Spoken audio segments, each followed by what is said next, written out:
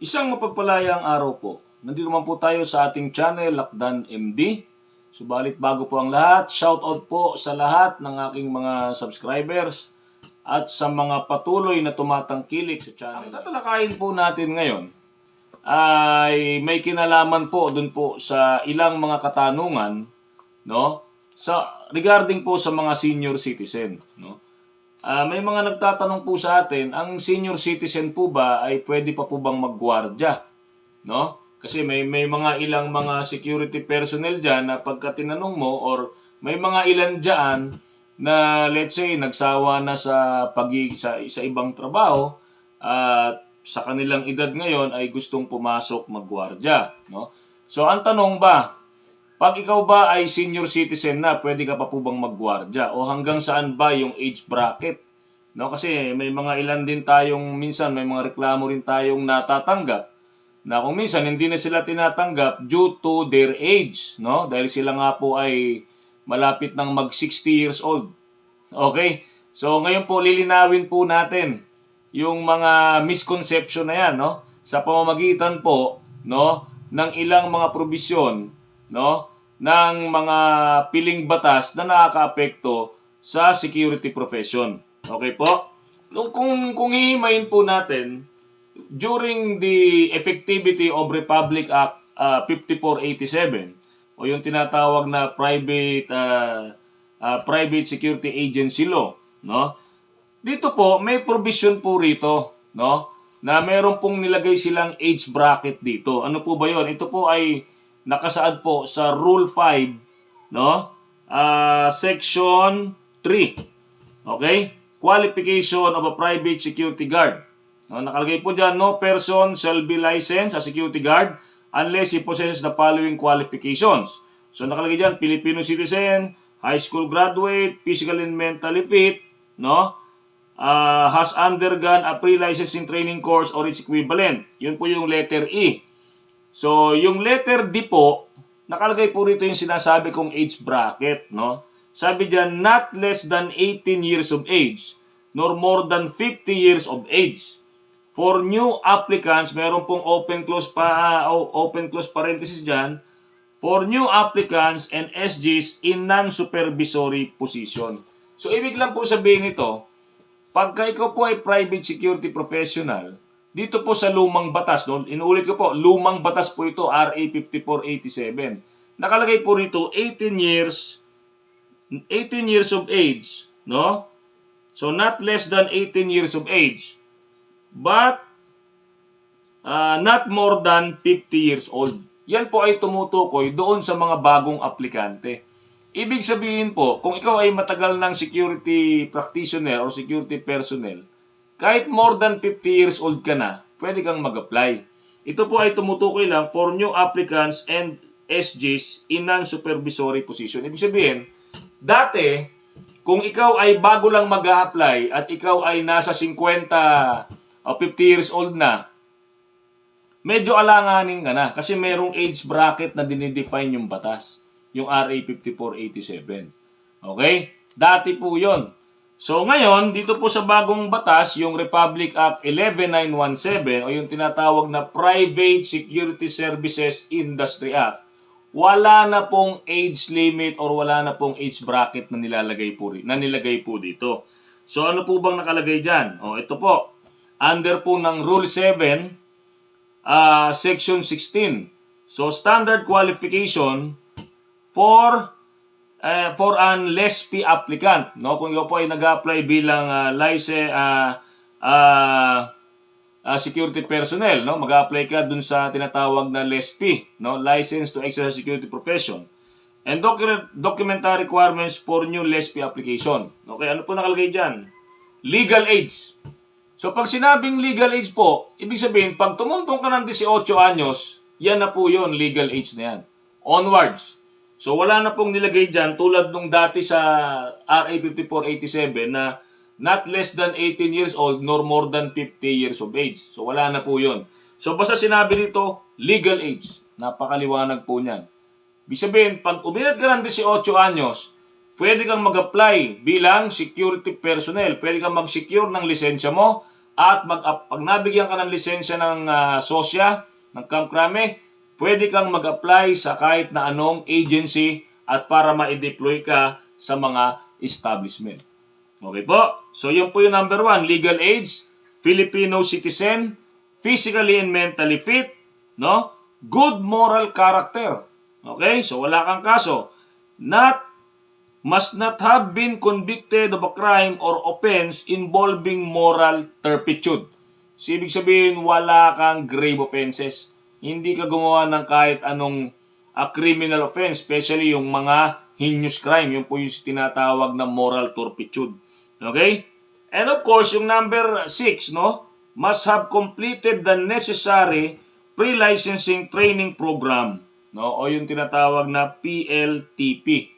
O dun sa lumang batas po, yan po ay PLTC, Pre-Licensing Training Course. Dito po sa 11917, ang term po nila dito is PLTP, Pre-Licensing Training Program. Okay po?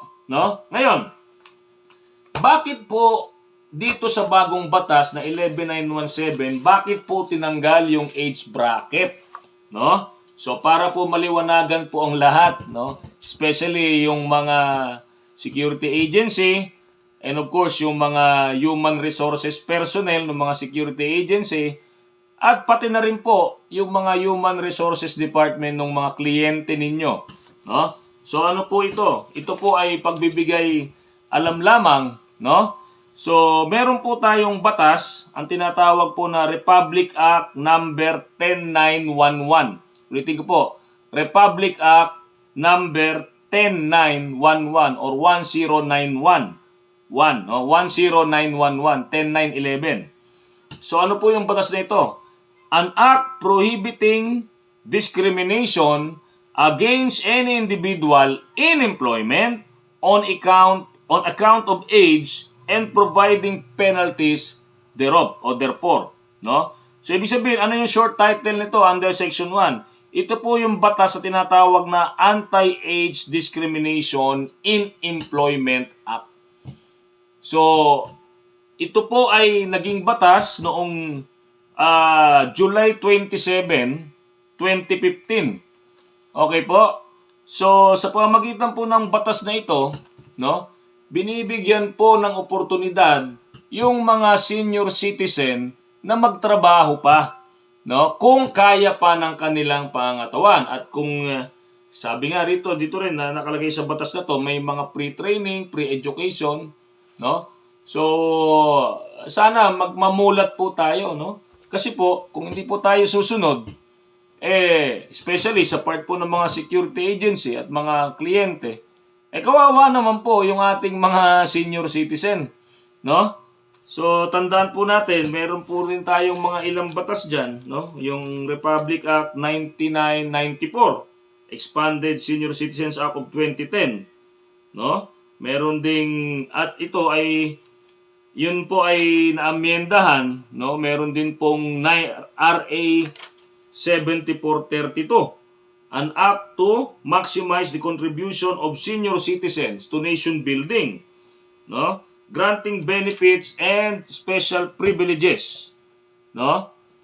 And for other purposes. Aside from that, meron ding Republic Act 9257, an act granting additional benefits and privileges to senior citizens. Ito po, inaamyenda nito yung RA 9257.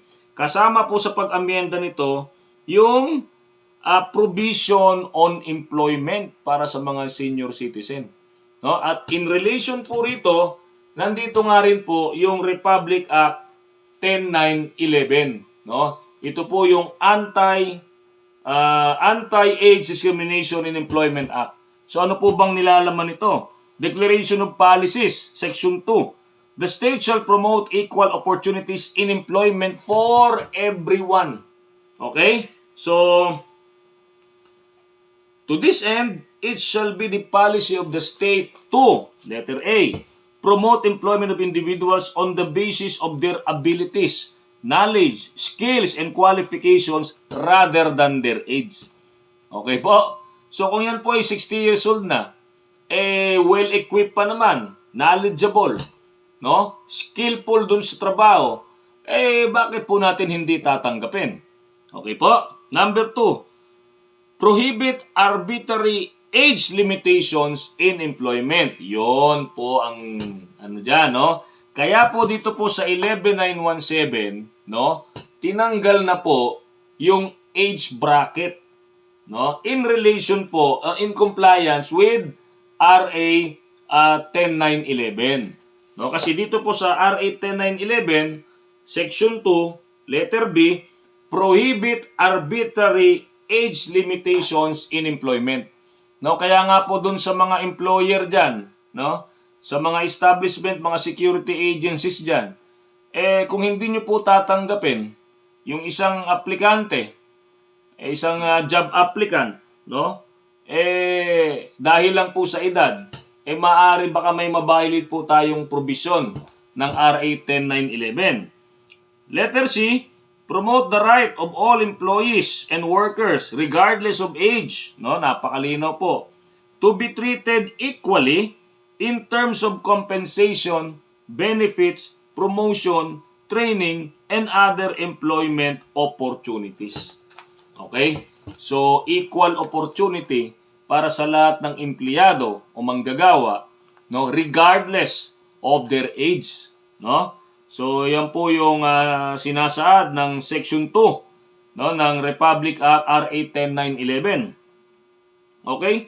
So, coverage Section 4, provisions of this act shall apply to all employers, labor contractors, subcontractors, no? If any, and labor organizations. So, lahat po sakop nito, maging ang security profession po. Kaya nga po, nag-comply ang 11917 doon po sa provision ng batas po na ito. Okay po? So, Section 5, prohibition of discrimination in employment on account of age. O, ito, makinig po tayo, no? It shall be unlawful for an employer, no? Sa sino mang employer, sa sino mang establishment, it shall be unlawful for an employer to, ito po, no? Print or publish or cause to be printed or published in any form of media, including the internet, any notice of advertisement relating to employment, suggesting preferences, limitations, specifications, and discrimination based on age. So, wala na po yan, no? So, yan po yung ano dyan, no? Hindi mo pwedeng ilagay dyan na wanted, security personnel, at least ganito, ganyan, na violation po ng RA 10911 yan. Okay? Number 2, require the declaration of age or birth date during the application process. Kasi, pag tinatanong ninyo yung edad, sabi raw dito, ito po yung idea ng batas na to, parang sinusuma mo na kung ano na siya, no? Kung siya pa ay ano pa ron sa trabaho. Kasi dapat po, isa lang naman po ang sinasabi ng batas na ito. Ang basihan po ng hiring, no? Hindi po dapat sa kung ilang taon na siya, kundi doon sa kanyang skills, ideas, no, knowledge about the job. Di ba? So yun po dapat, kasi marami pong mga 60, 65 years old, pero parang 50 anyos o 40 anyos pa lang. Di ba? So, kahit na 40 anyos ka pa lang, kung hindi ka na fit sa trabaho, ano pang gagawin mo? So yan po yun. May mga, kung meron kang medical condition na hindi ka fit, di dadaigin mo pa yung 60 years old na hanggang ngayon, nagja-jogging, nagpo-push ups pa. Okay po? No? So, number 3, decline any employment application because of the individual's age. No? Yan, napakalinaw po niyan. Diba? So, kung dahil lang sa edad, hindi natin tinanggap, maliwanag pong violation niya ng Republic Act 10911. Okay? Number 4, discriminate against an individual in terms of compensation, terms and conditions, or privileges of employment on account of such individual's age. Hindi po pwedeng dahil siya ay senior citizen na, hindi mo siya bibigyan ng increase or salary adjustment. Hindi po yun. At ang bibigyan mo lang yung mga bata pa. Yung mga sinasabi niyong makikisig pa. Hindi po ganun yun. Okay? So, ito ay paalala lang po sa mga employer, no? Mga security agencies. And of course, sa inyo pong mga kliyente. No? Number 5, deny any employees or workers promotion or opportunity for training because of age. O hindi ka na pwede mag-training dahil 60 years old ka na or 59 years old ka na. Hindi po ganun yun. Di ba? So, kung necessity po ang mag-training sa isang kumpanya, kung siya na po yung next in line dyan, hindi dahil 60 years old na siya, hindi mo siya isasalang dyan. Okay po? No? Number 6, forcibly lay off an employee or worker because of old age. Tinanggal mo. No? Ni-lay off mo yung isang empleyado dahil 60 years old na siya. Okay? Forcibly lay off.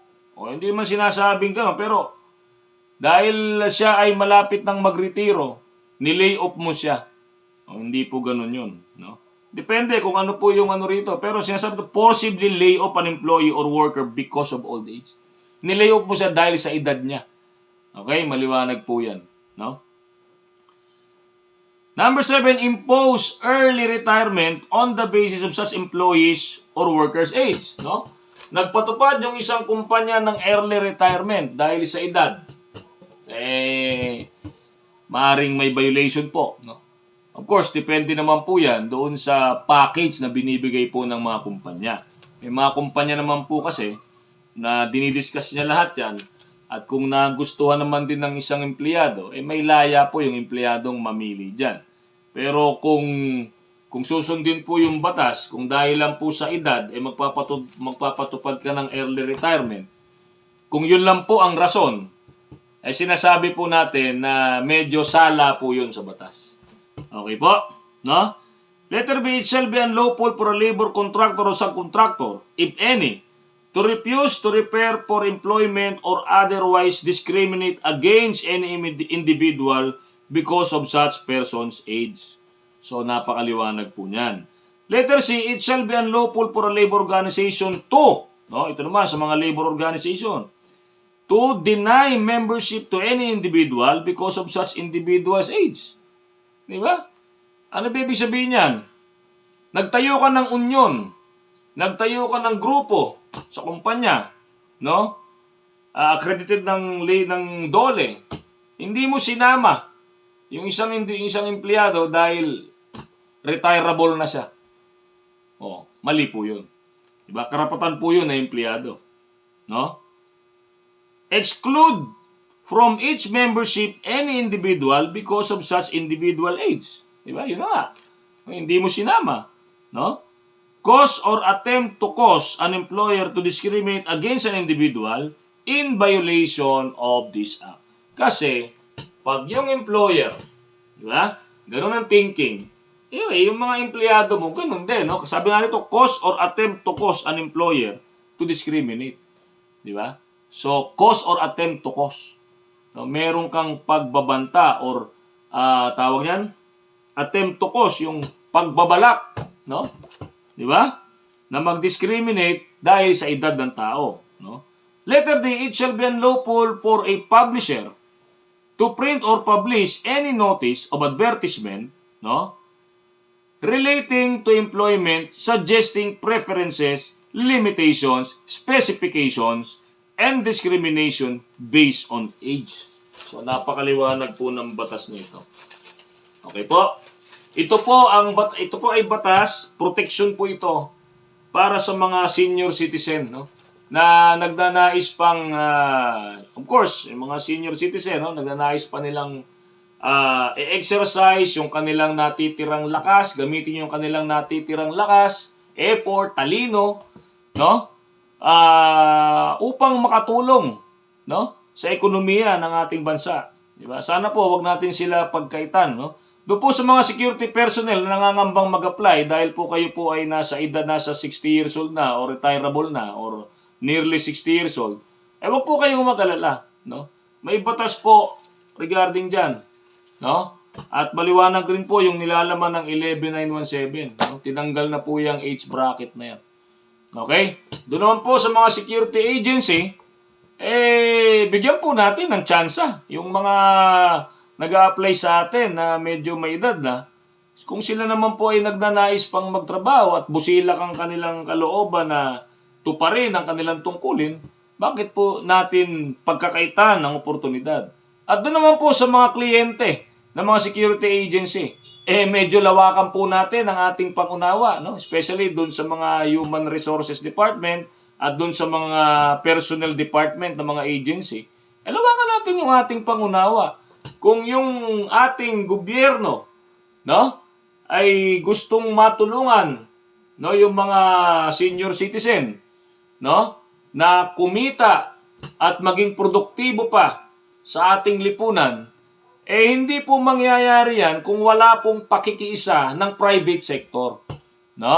At sa in a micro level, yan po yung mga security agency at yung inyo pong mga kliyente, yung kanilang mga kliyente, no? So, sana po, dahil sa ganitong mga batas na ito, magkaroon ng katuparan, no? Yung idea ng isang lumalagong lipunan, no? Para sa mga senior citizen. Okay po? So, muli, maraming salamat po. Maraming salamat sa patuloy na pagtangkilik, no? Stay safe, be alert, and be aware.